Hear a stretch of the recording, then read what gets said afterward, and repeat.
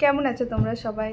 জানি অনেক দিন পর আসলে একটা লম্বা আমি ব্রেক নিয়েছিলাম। আর ব্রেক নেওয়ার কারণটাই হচ্ছে এটাই যে আমি একই রকম কন্টেন্ট বানাতে বানাতে না আমি নিজে খুব বোর হয়ে গেছিলাম। মানে যে জিনিসগুলো শ্যুট করতে আমি নিজে এত বোর হচ্ছিলাম, আমি তোমাদেরকে সেগুলো দিয়ে কি আর এন্টারটেন করব। তো সেই জন্য আমি ভাবলাম যে না, থাক কিছুদিন একটা ব্রেক নিয়ে নিই। তো ব্রেকটা অনেকটা লং হয়ে গেছে, অনেকটাই লম্বা হয়ে গেছে, প্রায় 1 বছরের মতো। বাট সত্যি কথা বলতে গেলে মানে আমার লাইফটা খুব একটা হ্যাপেনিং নয়, ঠিক আছে। ওয়ার্ক ফ্রম হোম ছিল, তো একদম একটা একঘেয়ে রুটিনেই আমি পুরোপুরি আমার দিনগুলো কাটাতাম, এবং যতটা পসিবল হয়েছে আমি রেকর্ড করে দেখিয়েছি তোমাদেরকে। বাট সত্যি বলতে গিয়ে একটা টাইমের পর আমিও খুব হাঁপিয়ে উঠেছিলাম। আর তাই ভাবলাম যে থাক এখন কিছুদিন, যখন নেই কিছু দেখানোর মতো, আমি একই জিনিস ডেলি শ্যুট করছি, একই এডিট করছি, একই ভয়েস ওভার দিচ্ছি। এমনিতে আমি খুব তাড়াতাড়ি কোনো একটা জিনিসের ওপর বোর হয়ে যাই, কিন্তু এই ভিডিও বলো বা ফটোগ্রাফি বলো, এই সমস্ত কাজে যেহেতু আমার একটু প্যাশন আছে, যেহেতু আমার একটু ভালো লাগে, আর সেটাকে ওই প্যাশনটাকে বলতে পারো, ভালো লাগাটাকে বলতে পারো, কন্টিনিউ করার জন্যই আমি এই ব্লগ বা ইউটিউব চ্যানেলটা স্টার্ট করেছিলাম। আর অবশ্যই অন্যদের থেকে অনুপ্রাণিত হয়ে, সেটা তো নিশ্চয়ই না বললেই নয়। কিন্তু হ্যাঁ, ওই যেটা বললাম যে আমার লাইফে খুব একটা হ্যাপেনিং কিছু নেই, এখনও নেই। ইনফ্যাক্ট শুধু কিছু একটা মানে ছোটোখাটো কিছু কিছু চেঞ্জেস এসছে বলে আমি আবার ভাবলাম যে না, আমি শুরু করতে পারি। এখন অ্যাটলিস্ট ওই একঘেয়ে জিনিস আমি দেখাতে পারবো না, কিছু হলেও একটু হলেও মানে ভেরিয়েন্স আমি তোমাদেরকে দেখাতে পারবো, এবং আমি নিজেও সেটা শ্যুট করে এডিট করে আমি নিজেও আমার নিজের ভালো লাগবে। তো সেইগুলো ভাবনা চিন্তা করে, সেগুলো মাথায় রেখেই আমি আবার এটাকে শুরু করেছি। আশা করছি আগেও যেমন তোমরা আমাকে ভালোবাসা দিয়েছো, এখনও দেবে, এবং আরও হয়তো একটু বেশি দেবে, আমি এটুকু আশা করছি। তো এত কিছু ভাবনার পর আমি আবার আজকে ব্যাক করেছি, এবং আজকে আমার মানে after a long period of time, যে গ্যাপ আমার, যে ছুটিটা আমার নেওয়া হয়েছে, ব্রেকটা নেওয়া হয়েছে, সেটার পর এটা হচ্ছে সবথেকে মানে কি বলবো, মানে একটা ফুল লেন্থ ভিডিও, ফুল ব্লগ। আশা করছি তোমরা ভিডিওটা দেখবে পুরো, এবং তোমাদের ভালো লাগবে। এবং চলো, বকবকটা অনেকটা হলো, এবারে আসল কি উদ্দেশ্য এই ভিডিও সেটাকে রিভিল করি। দাঁড়াও, ব্যাপারটাকে রিভিল করার আগে বলতে চাই যে পুজো তো নিশ্চয়ই এসে গেছে, এবং আজকে যেদিন আমি ভিডিওটা শ্যুট করছি এটা হচ্ছে আজকে পঞ্চমী। তো আজ তো এমনি শনিবার, আমার এমনি অফিস ছুটি, সেটা নিয়ে অসুবিধা নেই, যদিও আমি অফিস ছুটি নিয়েছি এখন, 2 অক্টোবর পর্যন্ত আমার ছুটি আছে। তো যেটা বলার ছিল যে আশা করছি তোমরা সবাই পুজো খুব ভালো কাটাবে, এবং ভালো কাটানো হোক বা না হোক, মা আসছে যখন, তখন তো এমনি মানে দুঃখ, মনে দুঃখ থাকলেও সেই দুঃখটা একটু সাইড করে আমরা একটু এনজয় করি, এটাই আমাদের মানে অভ্যাস। তো সেজন্য বলবো সবার আগে যে সবাই ভালো থেকো, সুস্থ থেকো, এবং ভালো করে পুজো কাটিও। এবং আমাকে অবশ্যই কমেন্ট করে জানাবে যদি পসিবল হয়, যদি সময় থাকে তো নিশ্চয়ই জানিও কমেন্ট করে তোমাদের পুজো কেমন কাটলো। হ্যাঁ, তো যেটা বলছিলাম যে কি পারপাসে এই ভিডিওটা বানানো হচ্ছে, অ্যাকচুয়ালি আমরা মানে আমি আমার বাড়িতে নেই এখন, আর আমরা এমনি এই জন্য বলছি কারণ আমার বাচ্চারাও আমার সাথে রয়েছে, সেটা তো তোমরা জানোই। আমি এতদিন থেকে মিনি ব্লগগুলো দিচ্ছিলাম, লাস্ট উইকটাতে পুরো আমি দিয়েছি, তো আশা করি তোমরা দেখেছো। তো আমরা বাড়িতে নেই, আমাদের নিজের বাড়িতে আমরা নেই, আমরা এখন ভিন রাজ্যে আছি, এবং ভিন রাজ্যে অবশ্যই পুজোর সেই মানে কি বলবো, একটা আবহ বা পুজোর সেই অনুভূতি, সেগুলো তো ফিল কোনোভাবে হয় না, কিন্তু তবুও মানে যেটুকু হয় আর কি, আমি তো অনুভব করি আকাশ দেখে।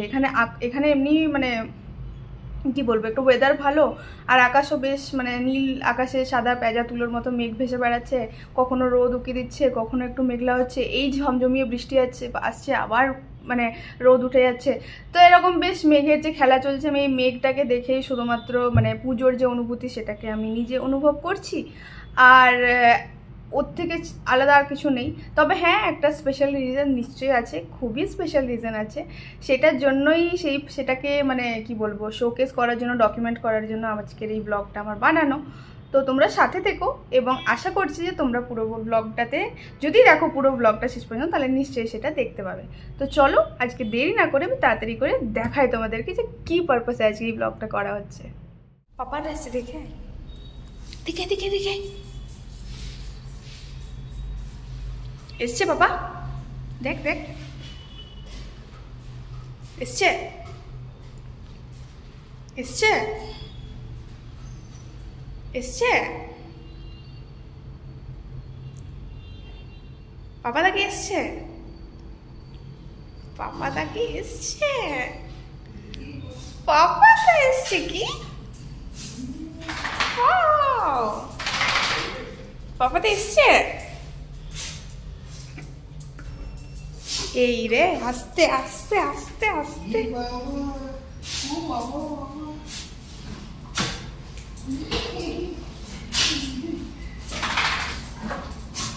আস্তে আস্তে লেগে যাবে, লেগে যাবে, কেটে লেগে যাবে।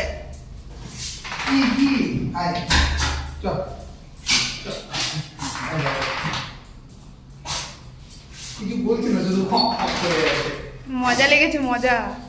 এই বাবা, চুকু চুকু চুকু চুকু। আয় চ। বাবাটা এসছে, এসছে এসছে। চুকু।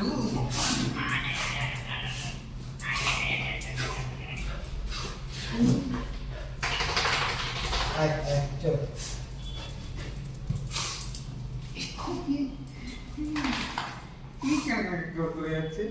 কানে কুচকুট হচ্ছে মনে হয় মজাতে।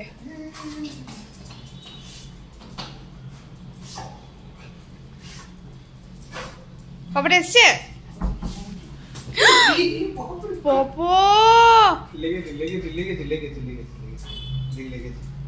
দাঁড়াতে পারছি না।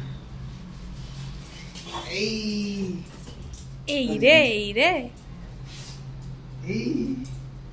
আয় আয় বাবা, বাবা বাবা। হাও হাও হাও। বাবাটা এসছে। কে এসছে না? তুই কি চিনতে পেরেছিস? ভুলে গেছে। চিনতে পেরেছিস তুই? এ গুরু,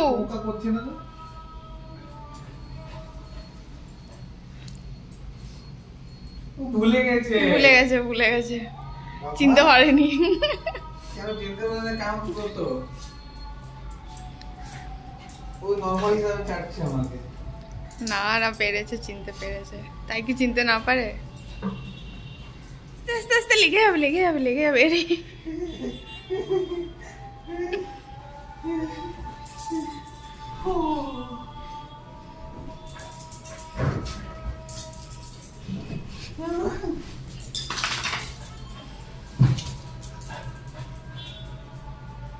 ওটাতে কিছু নেই, কিছু নেই, তুই যা, ওইদিকে যা।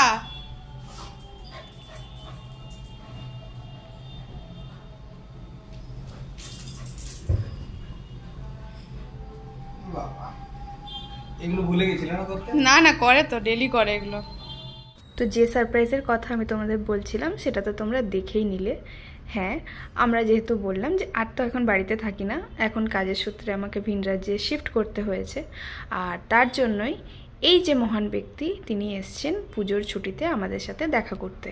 আর সাথে করে বয়ে এনেছে বেশ কিছু জিনিস, যার মধ্যে কিছু জিনিস তো আমি আনতে বলেছিলাম, যেমন আমার অফিসে দুটো পুরানো ল্যাপটপ ছিল, তো সেগুলো ফের আসার সময় আমি আনতে পারিনি।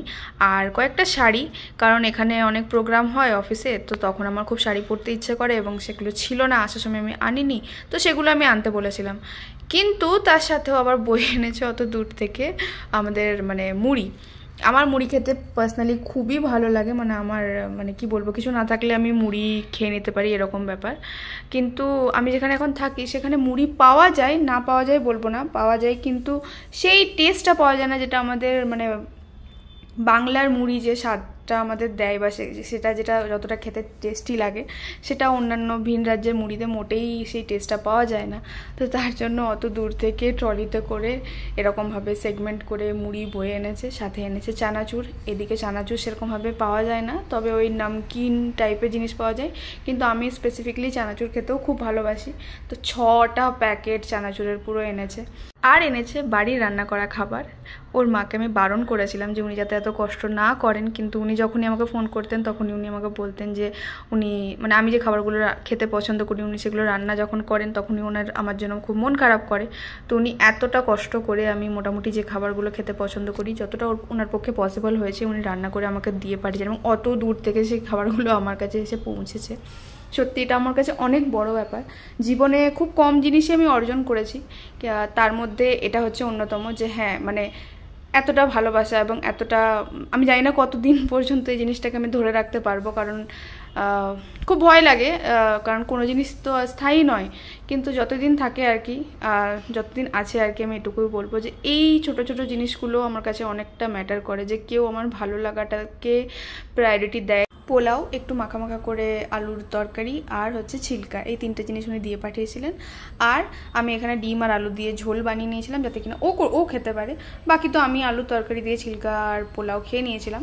আর ছিলকাটা চা দিয়ে খেতেও খুব ভালো লাগে, যেটা আমরা পরের দিন খাবো, তাতে তো কোনো সন্দেহ নেই। চলো আমি এবার খাবারটা খেয়ে নিই। আমরা খাবার খেতে খেতে টিভিও দেখছিলাম। তোমাদের যদি ভিডিওটা ভালো লাগে তোমরা লাইক করে দিও, আর অবশ্যই আমাকে জানিও যে তোমাদের পুজো কেমন কাটলো। আমার পুজো এবার একটু ডিফারেন্ট ছিল, তো সেগুলো নিয়ে মিনি ব্লগ খুব তাড়াতাড়ি আমি শেয়ার করতে চলেছি। সাথে থেকো, পাশে থেকো, ভালো থেকো, টাটা।